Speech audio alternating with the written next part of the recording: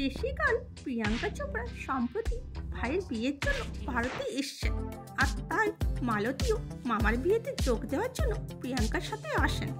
প্রিয়াঙ্কার ভাই Siddharth Chopra south actress Neelam উপাধ্যায়ের সঙ্গে খুব শীঘ্রই বিয়ের পিঁড়িতে বসতে চলেছেন।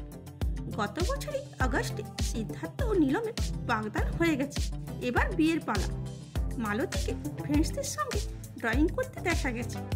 সঙ্গীতের জন্য প্রিয়াঙ্কা ফ্যামিলির সঙ্গে প্রস্তুতি নিচ্ছেন, এই জন্য তাদের মুম্বাইয়ের বাড়িটি খুব সুন্দর করে সাজানো হয়েছে। প্রিয়াঙ্কাকে ফ্যামিলির সকলের সাথে ডাইনিং টেবিলে আড্ডা দিতে দেখা গেছে।